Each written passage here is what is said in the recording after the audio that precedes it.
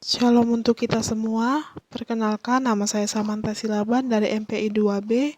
Di sini saya akan menyampaikan bab 9 tentang partisipasi umat Kristen dalam pergumulan masyarakat. Di sini saya akan menjelaskan 3 bagian pokok, yaitu pengertian pergumulan. Yang kedua, pandangan Alkitab tentang pergumulan. Apakah pergumulan itu datang dari Allah? Dan yang ketiga, cara mengatasi pergumulan. Kita masuk yang pertama, pengertian pergumulan.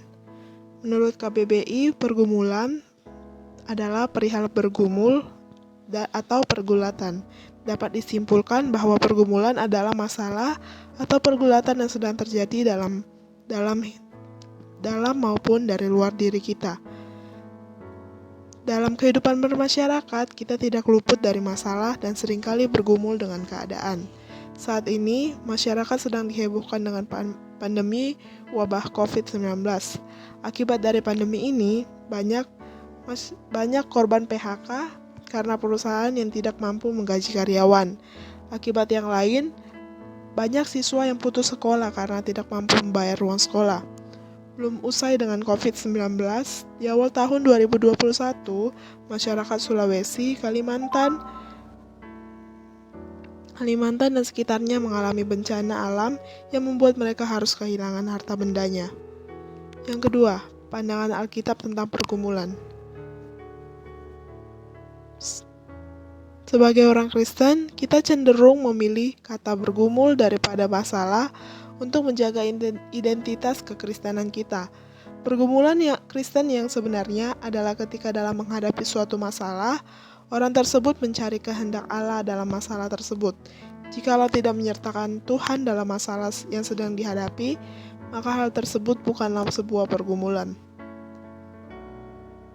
Tujuan Tuhan mengizinkan manusia mengalami pergumulan. Dalam Markus 4 ayat 35-41, yaitu Tuhan Yesus meredakan angin ribut. Ada 4 alasan kenapa Tuhan mengizinkan manusia untuk menghadapi pergumulan. Yang pertama, agar manusia rendah hati. Saat manusia memiliki segalanya, seringkali menjadi sombong dan lupa bahwa manusia itu tidak self-sufficient atau tidak cukup terhadap dirinya sendiri. Artinya selalu ada yang kurang. Manusia itu lupa bahwa sebenarnya dia membutuhkan topangan Tuhan. Dengan adanya pergumulan atau angin ribut, akan membuat manusia sadar bahwa dirinya bukanlah apa-apa tanpa Tuhan.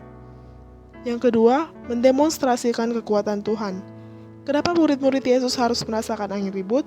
Jawabannya adalah untuk menunjukkan kekuatan Tuhan.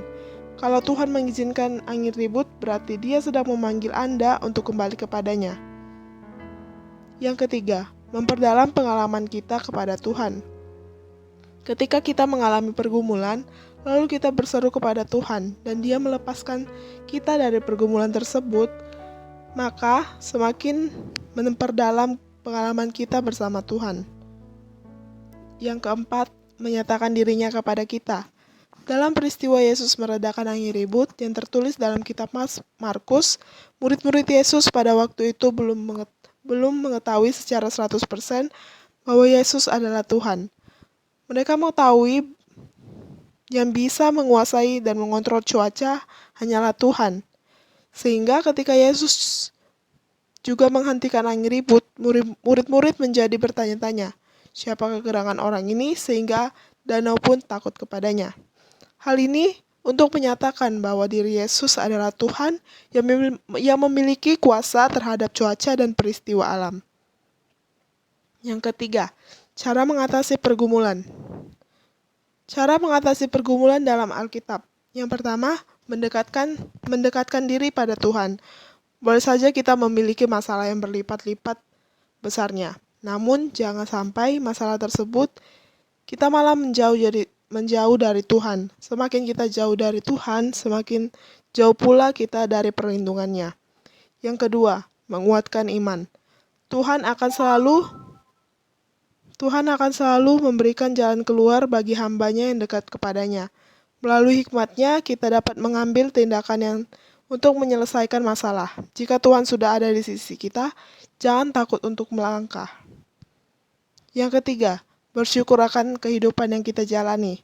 Sama dengan manusia pada umumnya, Rasul Paulus juga mengalami suka maupun duka, susah maupun senang, kelebihan maupun kekurangan dalam hidupnya. Tetapi, dia akan tetap bersyukur akan kepedihannya. Yang keempat, berdoa. Terdengar sederhana memang, tetapi doa merupakan cara menghadapi masalah menurut Alkitab yang dinilai paling ampuh.